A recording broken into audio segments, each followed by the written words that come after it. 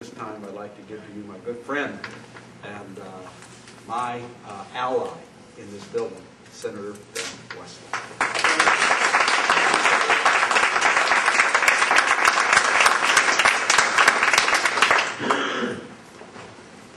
Well, thank each and every one of you for coming.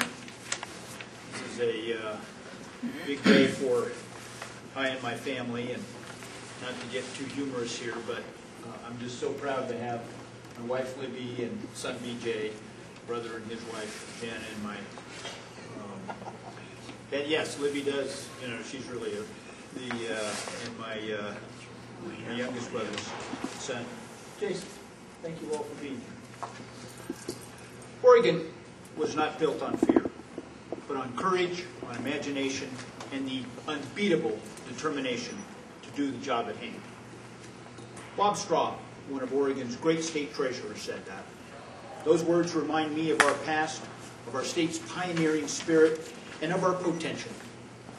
They remind us that as a people, we are independent, innovative, and inspired.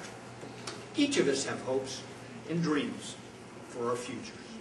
But today, our concerns often get in the way of investing in ourselves and bringing those dreams to reality. We stay awake at night with concerns for our families, their health, and our homes.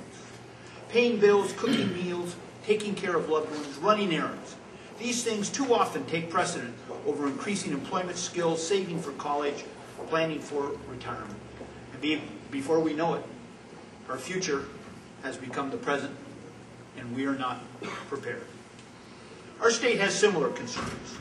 Like us, our state has bills to pay. It has a credit rating. It worries about rising costs, and it must prioritize its finances to meet increasing demands. And like us, it must plan for long-term financial stability. It's the job of the state treasurer to see that the bigger picture, the long-term vision, does not get lost in the small details of the day. The management of today's assets creates tomorrow's successes. That is why I stand here on this day, to ask Oregonians to consider my candidacy to serve as Oregon's state treasurer. As Oregon's next state treasurer, I will draw on my 20-year business career and 10 years as a legislator to provide a voice for investing in Oregon's future, a strong voice for the stewardship of Oregon's financial and natural resources. As a business owner and entrepreneur, I know firsthand the struggles of meeting a payroll, the risk of expansion, and the prudence and discipline required of running a successful venture. They are lessons, hard learned, and I will take them with me to the treasurer's office. For 2 decades, my business career was enough. I was successful. I was living in Central Oregon, raising a family, and enjoying a pretty good life. But something was missing. I wanted to give back, and that's why I first ran for the legislature in 1966. As a legislator, I have seen that by investing in our people and our economy, we can build a better Oregon. As a member of the Budget Committee and a former co-chair of that process, I understand how every line item in our budget impacts our families and our communities. To give back to families of public safety officers killed or critically injured in the line of duty, I proposed and passed legislation to create the Fallen Officers Fund, which is funded by fines and assessments on convicted criminals who put officers at risk.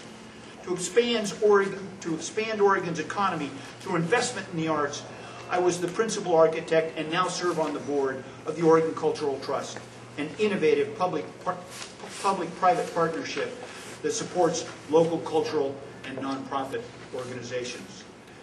To help create markets and jobs around renewable energy, I have championed legislation to expand the use of solar, biofuels, wind, and other sustainable forms of energy production. To help grow Oregon's economy, I have passed legislations that help small and large businesses expand, excel, and create jobs.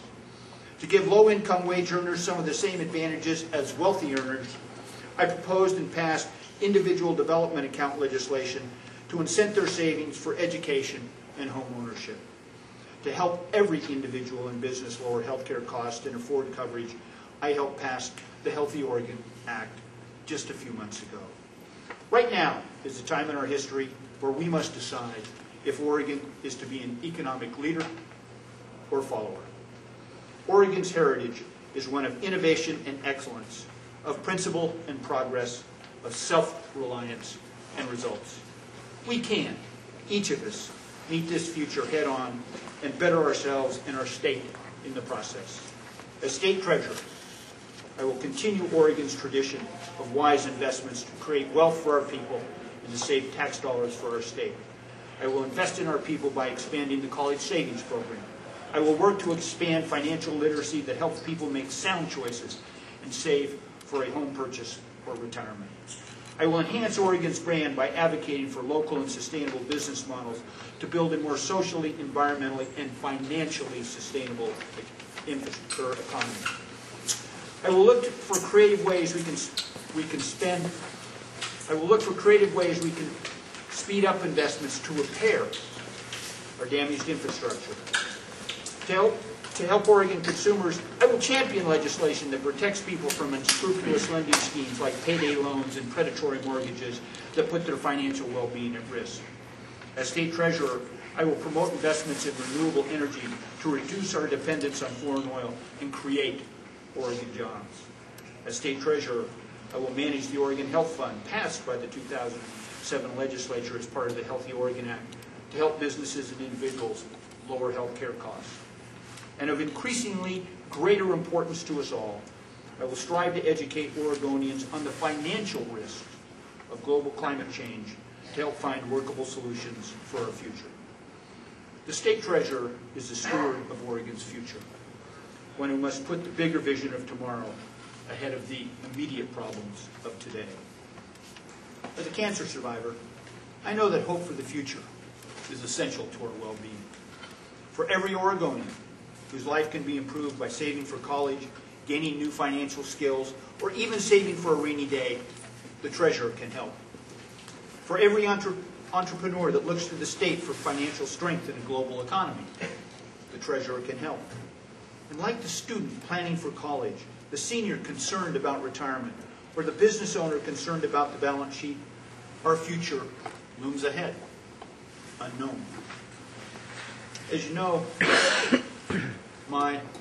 our mother recently passed away, and I've been reflecting on some of the lessons she taught us. One of those was that having the courage to face the unknown prepares us for the future.